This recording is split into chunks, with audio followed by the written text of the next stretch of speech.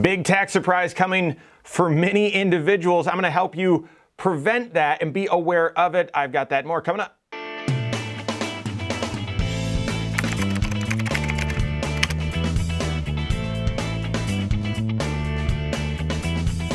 My name is Mike Bernard. I'm the host of the Wise Money Show. I'm also one of the certified financial planners right here at Korhorn Financial Group. Make sure you hit that subscribe button, turn on notifications, and smash that thumbs up button.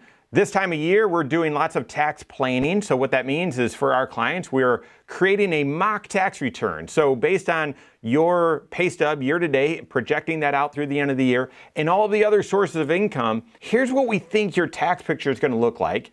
And then that we call it a tax projection, that then allows us to do two things, the two primary functions and purposes of tax planning, and that is to avoid tax surprises. No one likes a tax surprise. All of a sudden, I'm going to owe or get an enormous refund. That's a little better surprise, but going to owe or my tax picture is going to be very different. So I want to avoid surprises. This helps us do that. But then also identify and capture opportunities to pay the least amount of tax over your lifetime. Sometimes that's paying the least amount of tax this year. Other times it's if you're in a low tax bracket this year, bringing some income in so that you can avoid paying tax out there in the future. So this tax projection is allowing us to anticipate and project out what someone's tax picture looks like. And it's forced a conversation with lots of folks that I think if you're not doing this tax projection, this tax forecasting, it's going to catch you by surprise, and I think could create a lot of big tax surprises, potentially some costly tax mistakes. Well, what am I talking about? For the first time in 15 years, maybe more, you're actually earning interest on your at your bank account. You're earning interest on the cash or emergency fund or cash that you have saved up in the bank. And you might say, okay, this isn't going to be that big of a tax surprise. Well, hold on. Let me get there. In the past, okay, for the past 15 years, we've had inflation around 2%, but we've had the average interest rate on a savings account at 0.1. At 0.1. This all changed after the great financial crisis during, 08. Prior to 08, we had interest rates that were hovering above inflation. Inflation between 2 and 3%. Interest rates that you could get on your bank account were 3 to 4%, something like that. And you, therefore, cognizant, you needed to be aware, yes, I'm collecting a 1099 from all my bank accounts, and that's going to go on my tax return. And yeah, there's no withholdings on that, but I've got enough deductions, whatnot, it sorts itself out. Well, since 2008, we've had extremely low interest rates on bank accounts, extremely low. And if you've been using a high interest savings account, well, that's helpful, right? That interest rate has been maybe 1-2% during that time.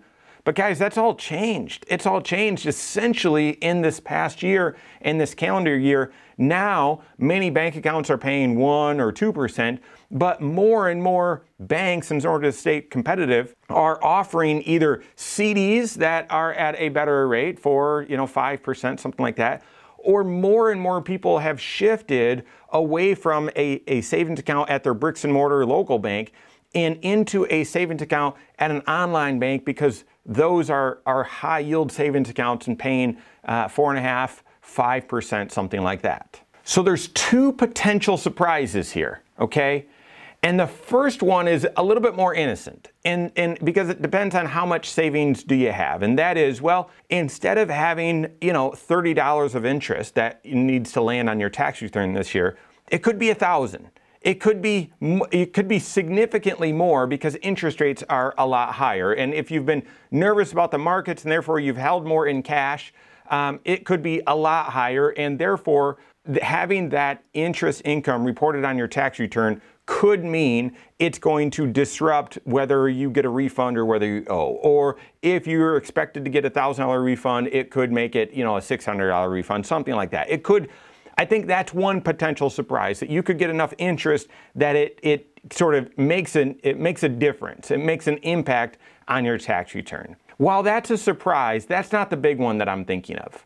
I think the second surprise is much greater, and that is that you never had it on your radar that you should be getting a 1099 from the bank anyway. For so long, you've got to report all the interest that you get on at the bank. But if it's less than $10, the bank's typically not even going to send you a tax form, a 1099. And therefore, you've just got to remember to put it on your tax return. Many people don't. It's a big deal, but not a big deal, okay? Well, because that hasn't been on your radar, it's very possible now you're going to have a 1099, but you won't actually have that included on your tax return. Here's what I mean.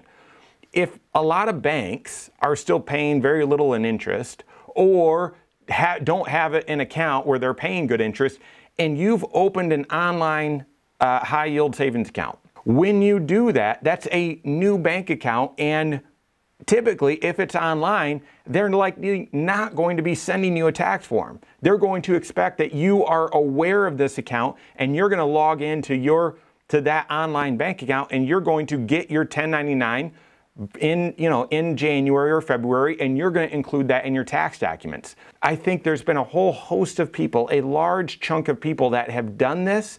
It's not going to be on their radar. Therefore, they won't grab the 1099 and include it on their tax return, but the bank will have sent the 1099 off to the IRS, and when you file your tax return, you're going to have a tax return that's not showing that interest. The IRS is going to look and say, no, you should have reported that. And now they're going to send you a notice saying you missed something, you owe the tax, plus there's a little bit of penalty as well. The last tax return that I did in the spring of 2023 for 2022 taxes it was on April 14. I was meeting with some folks that we'd been doing planning for, and they've kept some dollars sitting in cash and had done so for a while. And I remember that I told them during 2022, hey, you should consider moving this from, they were using a credit union that was paying next to nothing.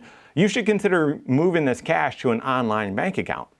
And wasn't sure if they did it. We talked a lot about it. I showed them all the instructions and everything, but we didn't do it right there in the meeting. They wanted to think about it. Fast forward 6 months, and we're doing their taxes, and I'm going through their tax return.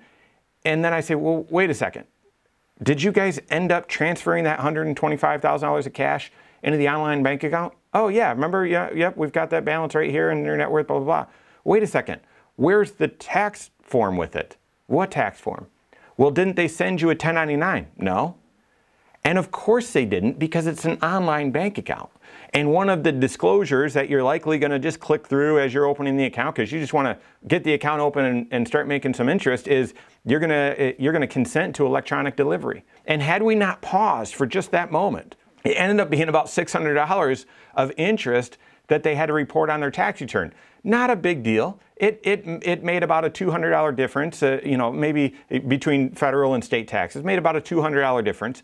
But bigger than that, it avoided a big notice and avoided a penalty and avoided all sorts of problems by not reporting it in the first place. So, have you opened a new bank account in the past year in an attempt to get higher interest? And is it on your radar screen to, number one, include that higher amount of interest as you're projecting out? Do you have enough paid in, or are you going to owe taxes? But then two, is it on your radar screen to make sure that you receive and download and go get that 1099 from that bank so you can include that interest on your tax return? This is one small example, but example nonetheless, of why it's so important that your certified financial planner is doing that tax planning work with your CPA and actually collaborating with them. Because again, had we not known and we not discussed, hey, you did open up that online bank account, right? Yeah, I see the balance right there. So wait a second, where's that 1099 reporting that interest?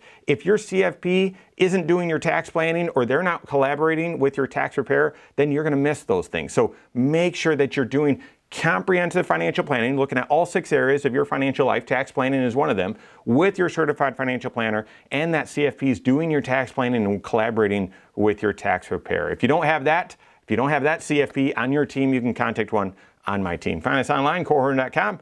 That's Korhorn with K, wisemoneyshow.com. You can find us there as well, or send us an email, info@Korhorn.com. All right, there you have it. Go out and take your next wise step in your financial life.